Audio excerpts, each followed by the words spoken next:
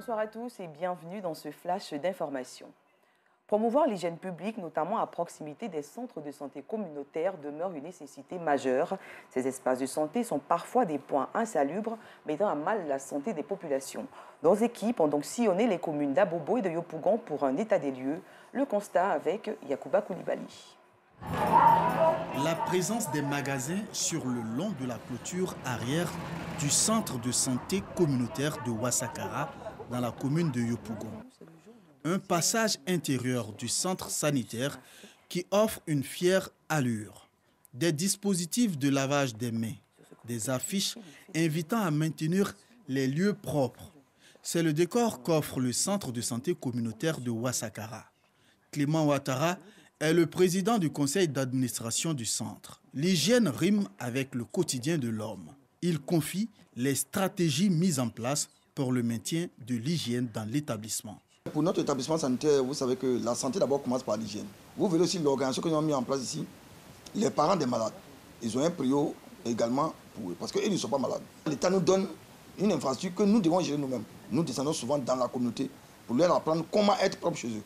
Les magasins qui sont là ne nous gênent pas. Ces commerçants qui sont dans les magasins ne vendent pas des choses qui peuvent aller contre la santé. Une culture d'hygiène confirmée par l'éducation maternelle sur le maintien d'un environnement sain au profit des nouveau-nés. De 0 jusqu'à 6 mois à la maman, une nourrice doit se laver au moins 3 fois par jour.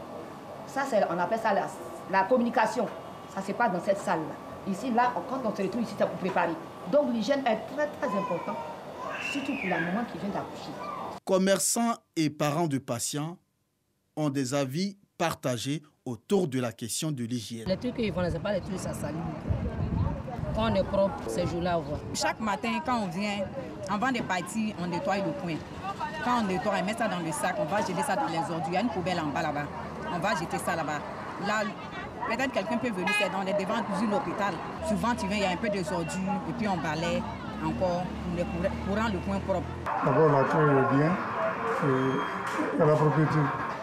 Donc, tout à l'heure, j'ai demandé d'aller dans les toilettes, on m'a montré les toilettes que j'ai appréciées. Même quand je vais dans la cour, partout je passe, je vois, tout est propre, sont propres. Comme le centre sanitaire de Ouassakara, la base Henri Konan Bédié de santé dans la commune d'Abobo ne déroge pas à la règle de l'hygiène.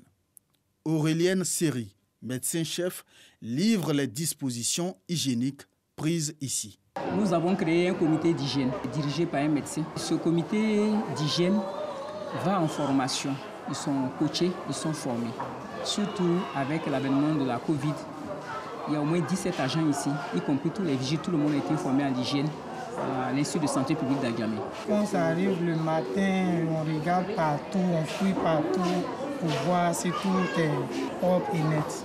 Autre site, autre image. À l'hôpital général d'Abobo, non loin de la mairie, le constat est amer. Les ordures sont éparpillées partout, à la traîne devant le centre en chantier. C'est pas bon devant l'hôpital. C'est parce que c'est un chantier, c'est pourquoi. Sinon, s'ils ont commencé à travailler, nous allons quitter pas, c'est pas normal. Il est normal de bien arranger parce que quand devant l'hôpital est sale, personne ne peut y entrer. Dans la vie quotidienne et particulièrement dans le milieu sanitaire, l'hygiène demeure une culture que chacun doit entretenir avec rigueur. Le dimanche est le jour du dossier dans le journal et ce soir, un focus sera fait sur ce que l'on peut qualifier de phénomène, la consommation de la chicha par la jeunesse. Avec de nombreuses maladies visibles immédiatement et sur le long terme, la chicha, cette pipe à eau destinée à la consommation du tabac, tue à petit feu ses consommateurs. En cette période de vacances scolaires, la consigne est donnée, interdiction formelle de fumer la chicha sur toute l'étendue du territoire. Une chasse à la chicha et aux fumeurs est donc lancée. Nous vous invitons à suivre ce reportage de Bintou Pekele à 19h30. À l'international, les Sénégalais votent ce dimanche pour les élections législatives. 175 sièges de députés sont en jeu. 8 listes sont en compétition. La majorité espère garder sa place confortable à l'Assemblée, tandis que les forces de l'opposition visent à imposer une cohabitation au président Macky Sall. Quels que soient les résultats, ces élections marqueront le départ de Moustapha Niasse, président de l'Assemblée nationale depuis 2012, et le scrutin sera suivi par l'arrivée d'un nouveau Premier ministre. Et pour terminer, les autorités russes dénoncent une attaque par drone interposée commise par les Ukrainiens et qui aurait même blessé 6 personnes dans le quartier général de sa flotte de la mer Noire en Crimée annexée. De son côté, l'Ukraine rejette les accusations russes, accusations que les autorités ukrainiennes qualifient même de provocation délibérée. Il faut souligner que c'est la première fois depuis le début de la guerre que la Russie annonce une attaque ukrainienne sur le territoire de la Crimée.